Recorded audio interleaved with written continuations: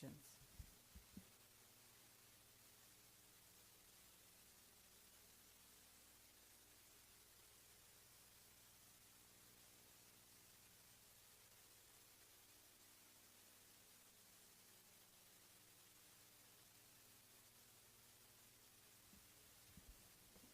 It's nice to see faces here and faces online. I want to acknowledge that we have one board member joining us online. That's Mark Doyle. And first item on the agenda is approval of the April 19th, 2023 minutes. I'd entertain a motion. Motion made by Ilda. Ilda needs a microphone, by the way. And so does Alicia. Thanks. Yeah, thanks. So a motion made by Ilda. Do I get a second on that? Second. Second by Paula. Any questions, comments about the April 19th minutes? Thank you, Bob. Okay, all those in favor of the minutes, please indicate by raising your hands. Okay. The minutes were approved. Is there anybody who would like to speak during public comment? You can indicate by raising your hand.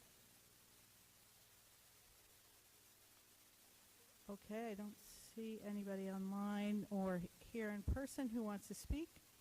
On the board chair's report, I just want to mention that last night the town meeting convened to the budget referendum vote next Tuesday, May 9th, and I encourage everybody who is an eligible voter in town to get out and vote next Tuesday, May 9th, between 6 a.m. and 8 p.m. at the regular polling places where you normally go. If you have any questions about that, you can contact Town Hall directly to find out where you vote. Or find out how you can get registered to vote if you're not. I do also want to encourage members of the Board of Ed to get active and contact your friends and family and neighbors and remind them to vote for the budget on May 9th. It's very important. And it would be lovely if the budget's all passed next week and we didn't have to return to vote again this year.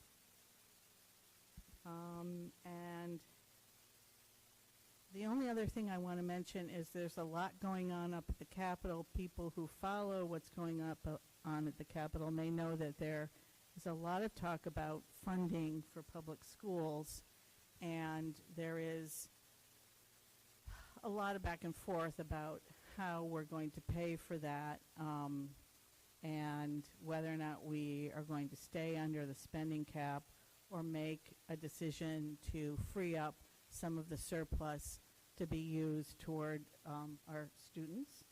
And we'll just be watching that closely. There's not a lot we can do. We have a very supportive legislative delegation and our senator and representative who are well aware of what we need and fighting hard for us. But I just would encourage people who feel so inclined to communicate with your own legislators, no matter where you live, about the need to invest as much money as we can, especially when we have a surplus, in public education. So now is the time to do that, because decisions are being negotiated this month. And then that's enough from me right now. I'm hand it over to you, Dr. Youngberg. Okay, thank you very much. I want to just first make sure the board members see the items that were handed out in front of you. So we have a copy of it's a black and white copy of the color versions that we'll be putting up all over town. Robinson Camacho and his family liaisons will be making sure those are posted. We also took some feedback from folks who thought that maybe community members didn't know enough about all the wonderful things that are happening in Windham Public Schools. So there's a flyer being mailed home all of which is information the board should be aware of. It's been previously reported to the board, but this is going home to community members, so they're aware.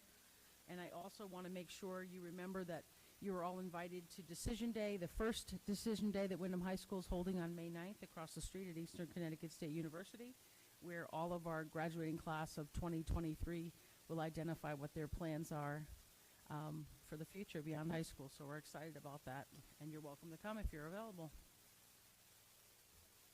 Okay, so the first item on my superintendent's report is actually the recognition of 2 staff members, neither of which is actually in the audience. So I think one shy and one had something pop up that they weren't expecting. But we'll start with Kristen DeGray, and I'll be delivering their certificates.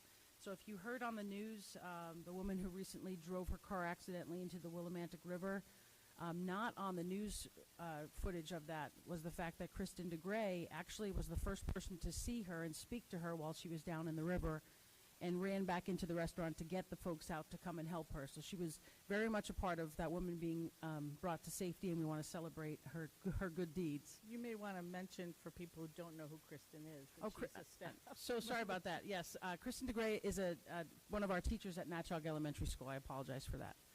And so we celebrate Kristen DeGray. I'll be delivering the certificate to her, and we'll try to get a picture at some other point with the board. Yes, absolutely. And then Mark Light is one of our maintenance workers in Dawn's department, and he was actually recognized by the fire chief for having stopped without being asked to assist a bicycle. Thank you. Wow, it was a tough night tonight. Who had an accident, and he stopped his truck, moved his truck in a way that actually stopped traffic, picked up the bike, took the bike to a location that the fire chief asked him to, and helped the rider. So we're really proud of both of these people on staff and want to celebrate them for being good humans. So congratulations to Mark.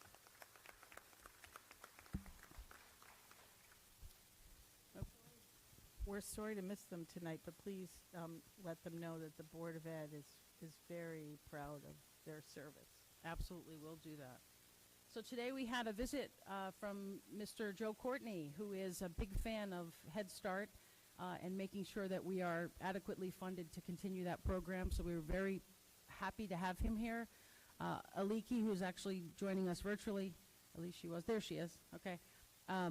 Aliki took Mr. Courtney on a tour of her building, popped into several classrooms, and spoke all about the needs of the program and what we're seeing as of late in terms of student needs and how that matches up with what we have for financial backing. And we agree with him that there isn't enough funding, and it should definitely be more adequately funded moving forward. We had a number of people join us on the visit. Paula represented the Board of Ed. Thank you, Paula, for attending. Mayor DeVivo was there. Tyler Griffin from the chair of the Board of Finance was there. We also had a contingency from EastCon who supports the program through the grant goes to them, and it's funneled from there. So I thought it was a really nice visit. He read a story to our students. Bob and Otto, great story. I don't know if you have anything to add, Aliki?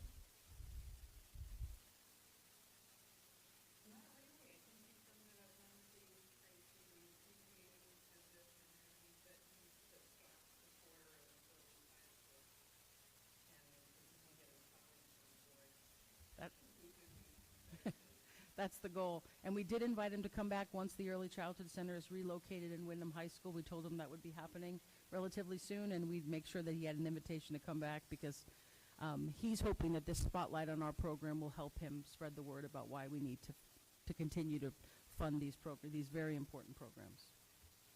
Thanks, Aliki.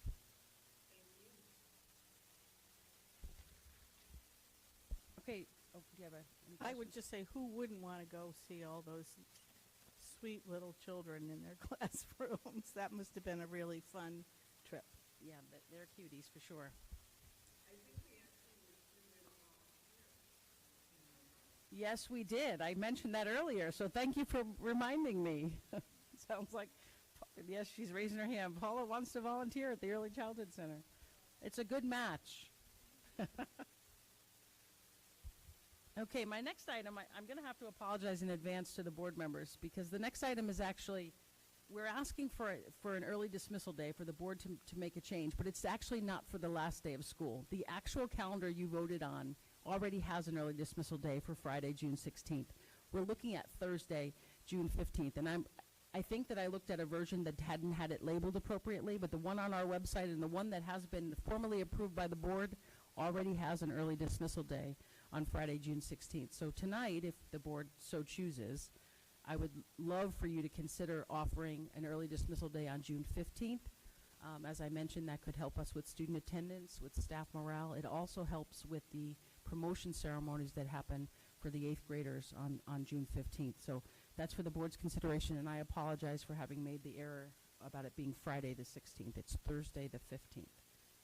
Okay? All right, the next item on my report is actually going to be discussed with slides during the discussion portion of the meeting, so we'll skip over elementary consolidation for right now. Moving on here. Okay, Windham Middle School's update. I don't believe I saw any board members there last night, but it's possible you came and I missed you. But last night was the after-school program, this showcase of all the after-school activities that they've been running. So Mr. Weathers and I came over and saw all the tables that were set up for the clubs. It was really nice to see the kids so excited about their after-school clubs. And we also got to witness a musical number, instrumental, as well as a choral number. So it was nice to see that part. So that's one of the updates. As we've discussed, they also are in the midst of their SBAC testing, like all of our schools, grades 3 through 8. They recently had the visit from the FBI for good reasons. It was a teaching and learning activity. Let's make that clear. Get that in the minutes, Holly. And their last school improvement meeting will be Monday, May 22nd at 5 p.m., and that will be the meeting where the administrators share sort of the end of the year data, at least what we have available to us at that time, and tell you how they've done on their improvement efforts all year long. And again, board members can attend that meeting in person, or we'll have a virtual link as well. Okay, attendance and discipline. This is the biweekly report. You can see, I thought there was a question. You can see we're still working hard to meet or exceed that 90% attendance rate, our target.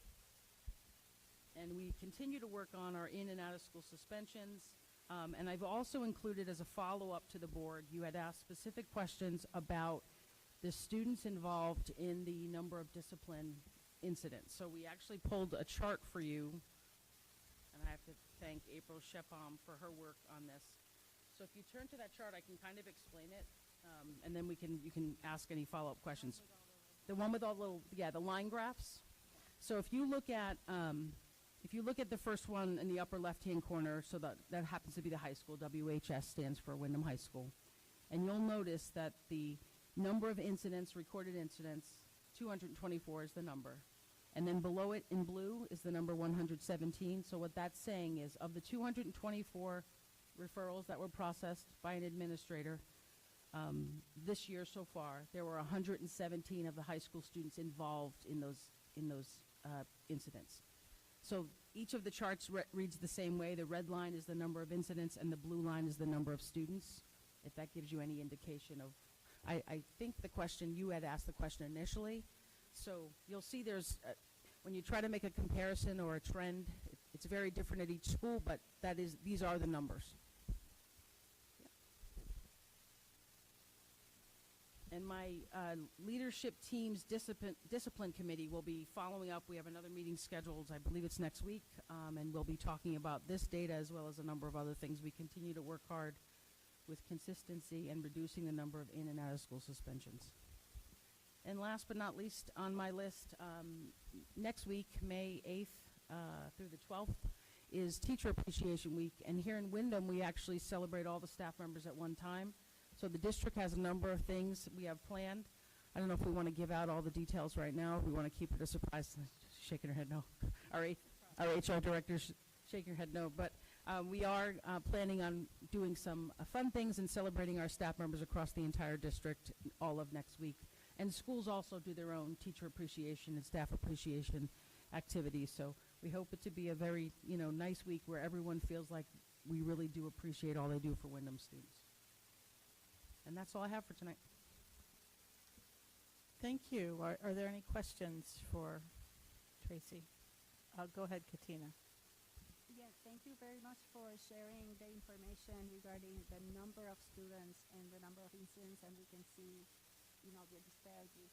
So I was wondering if each of the schools has any kind of idea of kind of the themes. What is it that the students are not only doing, but what is the reason behind that, and could we start thinking about prevention? Thank you. We definitely are thinking about prevention and ways we can intervene before things actually happen. We can analyze the data a little more closely. And are you asking me to provide you with the themes, or are you asking if we already consider them? Because we absolutely do. Yes, absolutely. And we also often will have conversations with the leadership team about, okay, so you've seen these 3 things happen in a couple of days. What are we doing with the student body to make sure they're clear this has to stop happening? So absolutely, as the things are popping up, and yes, I agree, it should be before it even happens if we can help it. So thank you. Anybody else? Okay, thank you. Thank you for the report. And now we're on to committee reports, and we'll start with policy. You're up, Katina. Policy committee will meet tomorrow, so we don't have anything to report right now except that you were so willing and happy to approve all the policies we submitted last time. So we will meet tomorrow. Anybody interested? We meet at 5:30 in the afternoon. Does anybody have any questions for Katina? Okay. Curriculum. Mary. Yes, we met April 26th, and we discussed the K through 12 science curriculum overview, and that was very interesting. There were informative slides that Mr. Weathers provided. There are different resources, obviously, for the grade levels. There's also open science education, which is free resources. Pre-K is aligned to early learning, and then each group, elementary, middle, and high school have their own designated curricula. There is flexibility in the middle school about organizing the units. High school has the high school biology, chemistry, physics, with a lot of new electives, including with Eastern, Connecticut State University, astronomy, and meteorology. There's also forensics 1 and 2, and there are several early college offerings like biotech, biology, physics that earn the students credit from the University of Connecticut. So that's very exciting. The next thing we discussed was the high school's exit from the Commissioners Network, which seemed to go smoothly.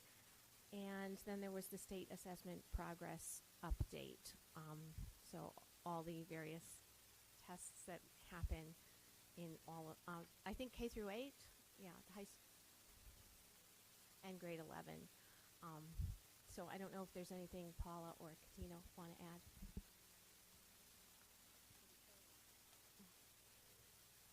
It sounds like you went through a lot, heard a lot. Thank you. Yeah. Wow. Well, thank you very much, and thank you for always to the staff that support the committees and bring all this information forward, not just to curriculum, but to policy and finance and audit and personnel and school planning and design. Yes? Just one thing.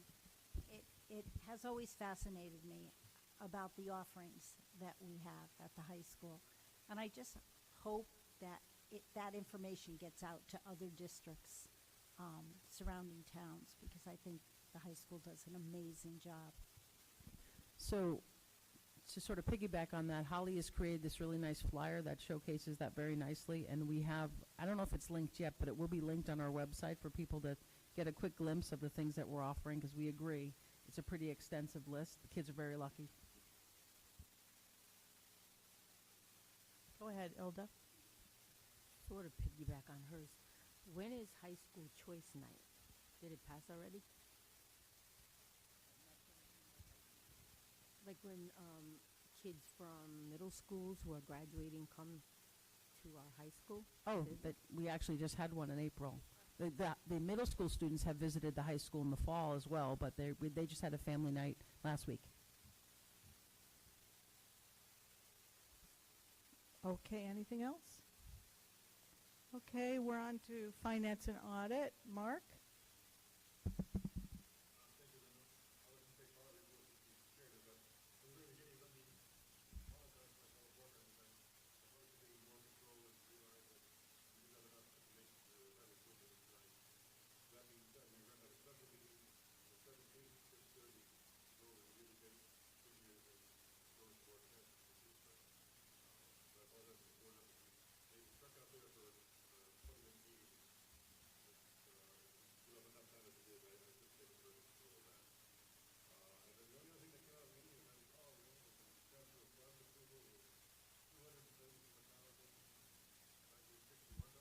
$51. $274.51. Thank you, Mark. And we're not mad at you, so we just got more time to spend time sitting here with each other. So, and just to be really clear, the reason we weren't ready to deal with the more around the year to date is that it's only the third of the month, and closing out all the numbers in the books from the last month, it's just too soon. So that's why we're having a special meeting at 6:30 on the 17th. Yep.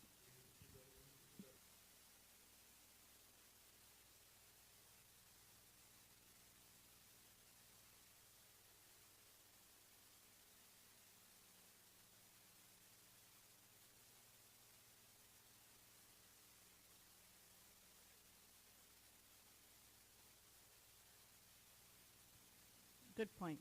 Anything else from finance and audit?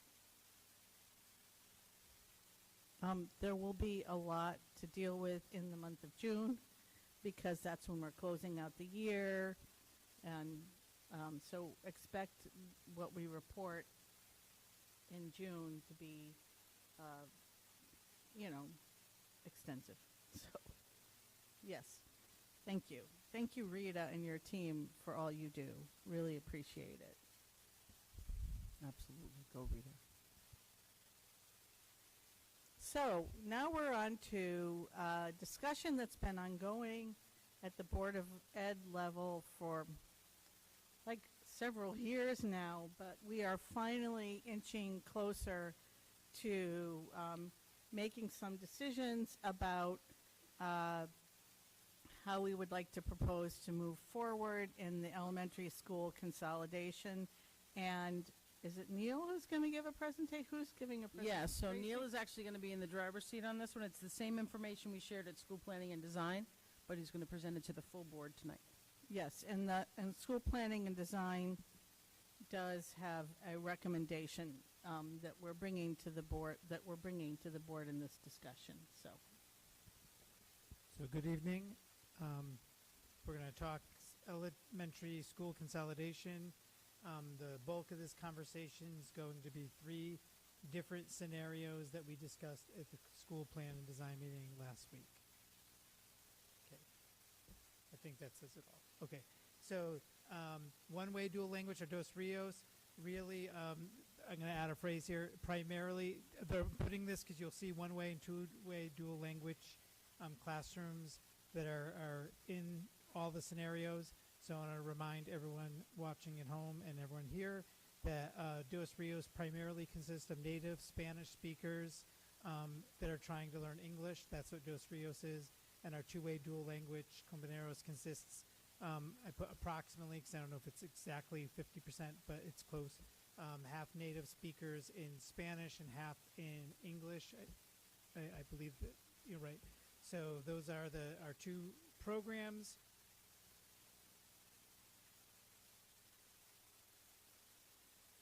So this is just a quick slide that I shared with everyone. This data is about a week and a half old.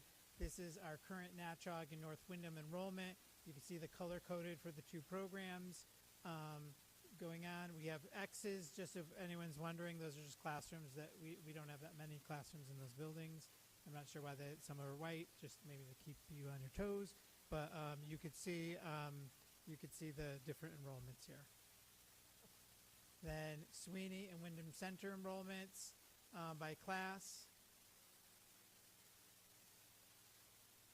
And that's just current enrollments. And then the reason I showed those for everybody is just those are the numbers. We pretended, obviously, in a school consolidation, you wouldn't move everyone in 1 year, but we used those working numbers to create those scenarios. If we had made the decision to quickly change schools and move into this next model, we're using the current numbers. Right. Obviously, in most scenarios, you'd be advancing a grade, and then the ever fun process of trying to guess how many kindergartners come each year, which is fun, in quotes. Okay. All right, so scenario one is a one-school model with expanded compañeros. In this model, we would go from our 2 classes per grade that currently exist, say, at North Windham. And also, too, before I get ahead of myself, in this scenario, grade 5 has moved to the middle school, so all the scenarios are about grades K through 4. So the 3 scenarios I share with you tonight do not have grade 5 in them. And they should be ignoring the white again. I'm not sure where that came from. It wasn't on the original slide. Just, again, to keep you all on your toes. Go back. So this is a one-school model. This would be a large elementary school. If it had its current enrollment, would have 959 students in it. And then it would have each grade level 4 compañeros classrooms, 3 Dos Rios classrooms in most grades, with the exception of a couple in grades 2 and 4 would have 2. I think that will be changing all the way to 3 across the board very easily, or that number will increase over time. And then our unilingual classrooms. And you can see also the model for all the scenarios. No class exceeded 20, as has been a conversation dating back to 3 years. We've been discussing this to keep class sizes reasonable, and 20 has been the working number we've used. All right, scenario 2, part 1. So in this model, it was the idea of a K-2 and a 3-4 school.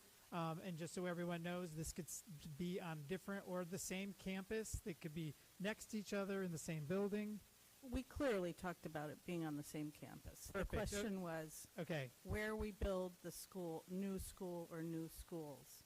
Would there be 2 or 1? That Thank was the you. discussion. All right, awesome. Thank you for that clarification. So in this model, compañeros stayed at 2 classes. You could see the Dos Rios classes and unilingual. You can see the population of each grade. This would be 567 students, which is about the size, slightly about 10 to 15 students more currently than are at Charles H. Perro STEM Academy. And then scenario 2, part 2, should say grade 3-4 schools, so someone was caught copying and pasting, and that would be me.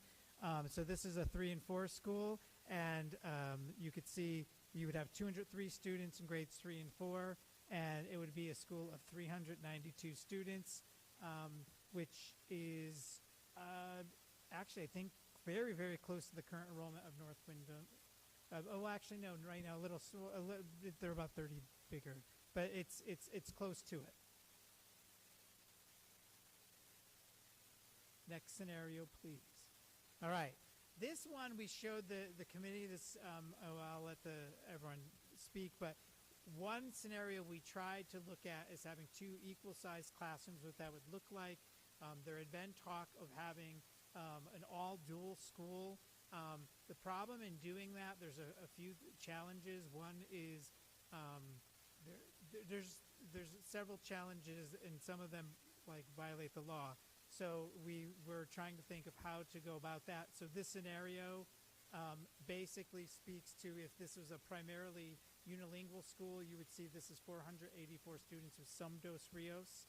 And then the second model, second school, is, and this isn't primary, is the dual language school would have all Compañeros classes, 4 of them, and it would incorporate Dos Rios. And by the way, what this does, none of these scenarios take into account the actual, and this scenario would require districting of some sort for some of the classes.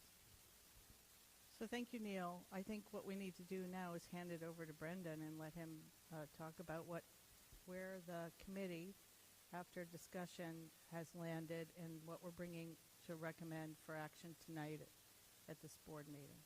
Yeah, so there was a lot of back and forth discussion on the pros and cons of each one of these. In the end, we all kind of came to the consensus that the model that would make the most sense would be, instead of renovating as new North Windham and building a K through 4, would be to build one new building to hold all of our K through 4.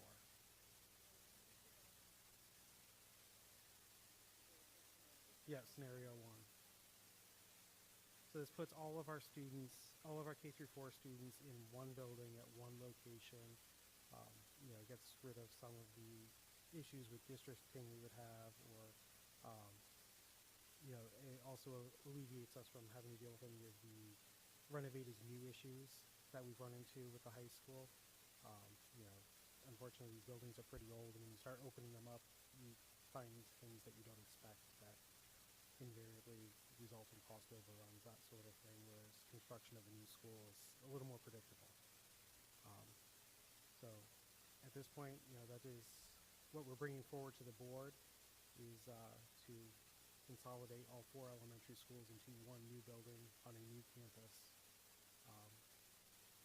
We also discussed that this would allow us to build the new school and then move everybody. Correct. This way we're not. The new school, we wouldn't be renovating one building and moving people around and trying to figure out what to do. We also want to make clear that we don't have a site designated yet, so people shouldn't start asking us what the site is. We wanted to make a decision first about whether we were building one new elementary school or 2, or renovating one and building a new one. So in the interest of equity, we also talked about the beauty of having all the second grade teachers in one school together, and except for Barrows, obviously would still exist with second graders, but we'd have Compañeros, Dos Rios, and English only classrooms. There might be things that we could do, that the teachers and the administrators could do with that kind of scenario to expand exposure and cross-pollination across the different programs. We talked about the beauty of having one school where every parent in town who wasn't in the Barrows school would know where the elementary school is. They would have a brand new campus with all the latest technology and grounds and things like that to sort of match what we're doing at the high school, what we did more recently at Barrows, and then we would have this school as being the oldest school in the district. And then we might also eventually be able to bring our alternative program, which we're paying rent for right now in a non-town-owned building, to bring that program back into one of the other schools that will no longer be in use. People may recall that all these buildings are town buildings, and so once we move a school out of a building, it is the town's prerogative to decide what to do with the buildings. Is there any else thing I forgot to mention in that discussion? No, I think that covers it. So we are open for discussion.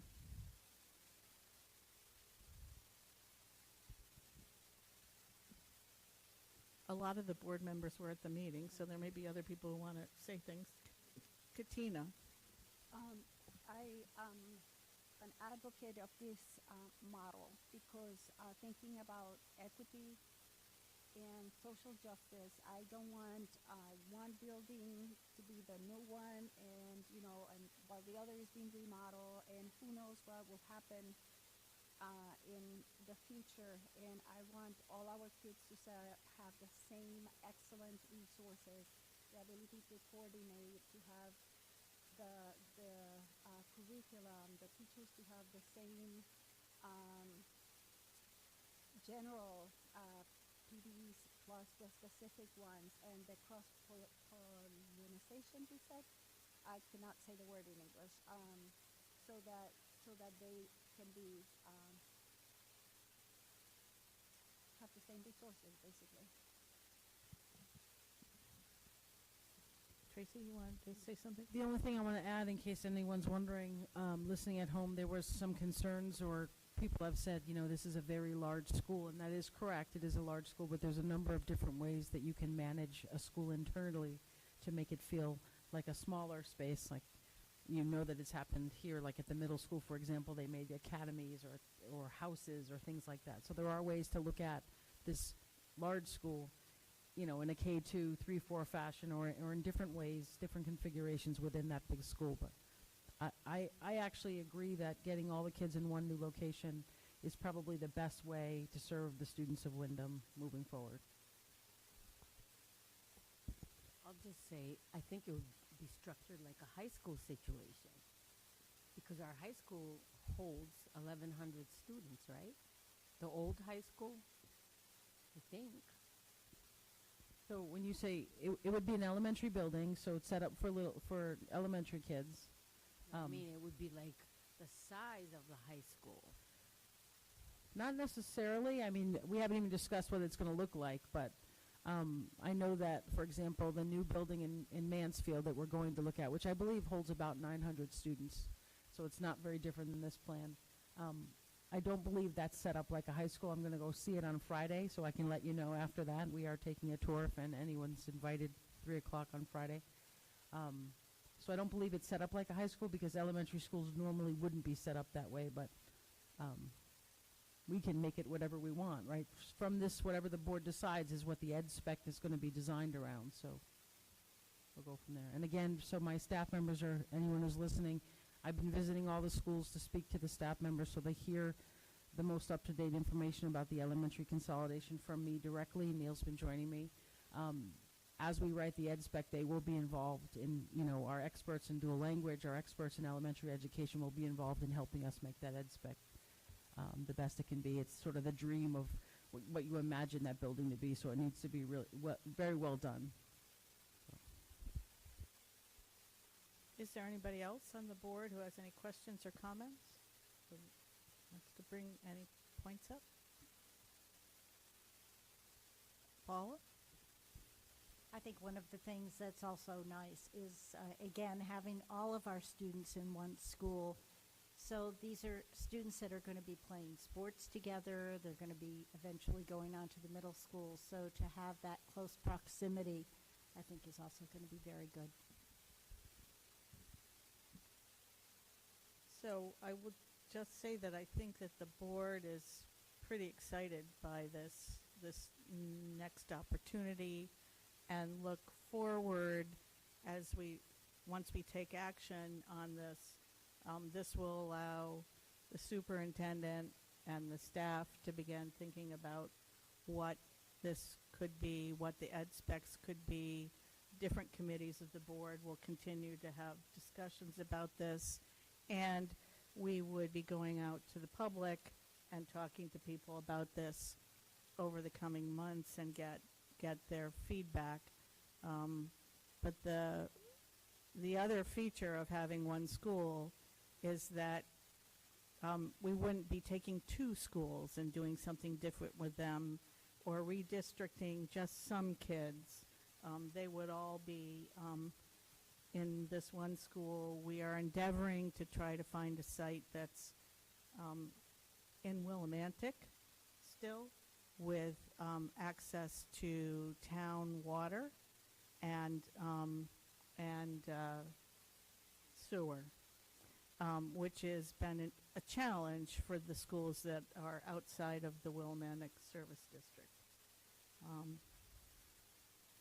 So, if there's no further discussion on this point, Alicia, did you want to say something? Yes. I just wanted to say that it's amazing to do the consolidation because I always think about how the teachers can support each other if you're teaching the same grade. So for me, it's amazing. Because when you get a new teacher, maybe she needs some support so the teachers can stay together. Oh, I teach the same grade, so let's do it. Let's do this.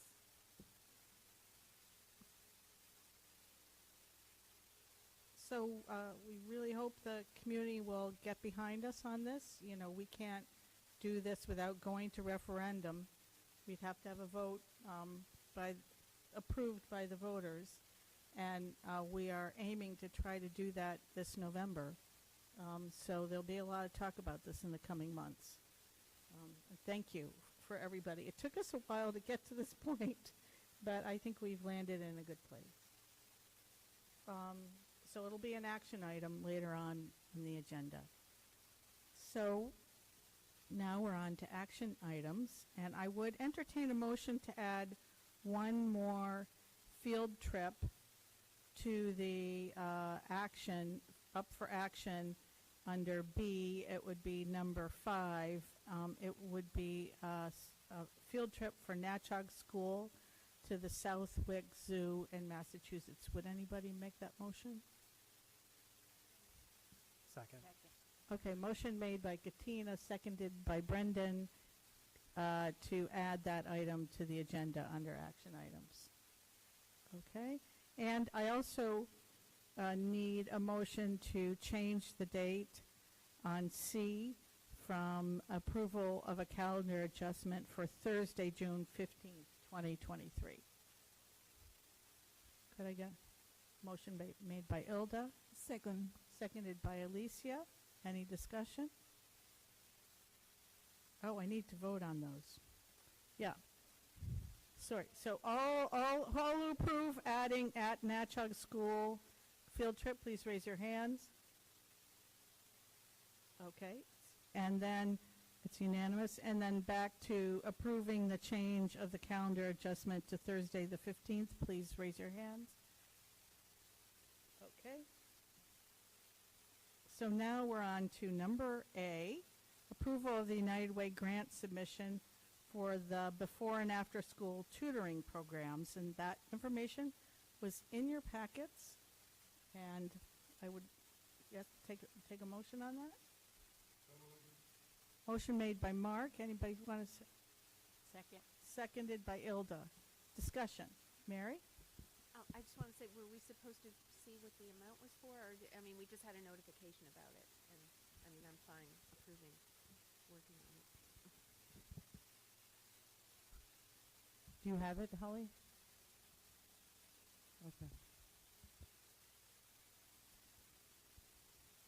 If you want more information, we can get it for you, but obviously not tonight. Right. We're not right now. Do people feel comfortable approving moving forward with the grant submission and maybe getting a follow-up email telling us what the dollar amount is? Okay. Right. So, any further discussion? Okay, all those in favor of the grant submission, United Way, approving it? Okay, it's unanimous. Now we could do the field trips all together, all 5 field trips. Would somebody like to make a motion to do that? I move we approve all 5 field trips on the agenda. Second that. Okay, motion made by Brenda, seconded by Ilda. Any discussion? Okay, all those in favor of the 5 field trips, approving them? Okay, it's unanimous. Thank you.